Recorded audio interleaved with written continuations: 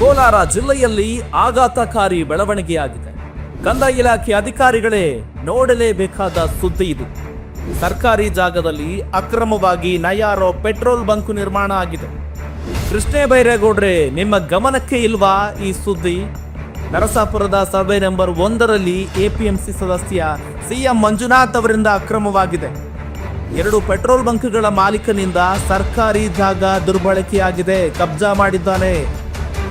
ರಾಮಭದ್ರಾಪುರದಲ್ಲಿ ಸರ್ಕಾರಿ ಜಾಗ ದುರ್ಬಳಕೆಯಾದರೂ ಕೂಡ ಅಧಿಕಾರಿಗಳು ಮಾತ್ರ ಮೌನವಾಗಿದ್ದಾರೆ. ಅಧಿಕಾರಿಗಳಿಂದ ಯಾವುದೇ ಕ್ರಮವಾಗ್ತಾ ಇಲ್ಲ.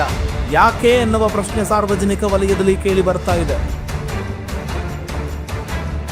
ಅದೇ ಜಾಗದಲ್ಲಿ ಬಡ ಜನರು ಯಾರಾದರೂ ಇಂತಹ ಕೆಲಸಕ್ಕೆ ಕೈ ಹಾಕಿದ್ರೆ ಸುಮ್ಮನೆ ಬಿಡ್ತಾ ಇದ್ರ ಈ ಅಧಿಕಾರಿಗಳು?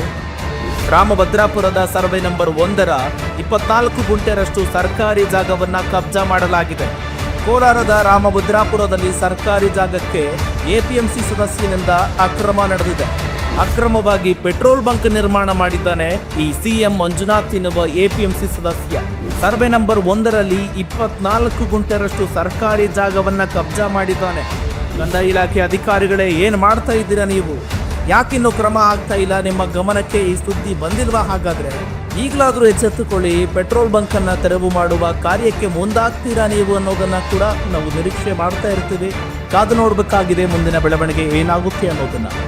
ನಮ್ಮ ವಿಜಯವಾಹಿನಿ ನ್ಯೂಸ್ ಚಾನೆಲ್ನಲ್ಲಿ ಪ್ರಮೋಷನ್, ಜಾಹೀರಾತು, ಅಡ್ವರ್ಟೈಸ್ಮೆಂಟ್ ನೀಡಲು ಸಂಪರ್ಕಿಸಿ 9535808456.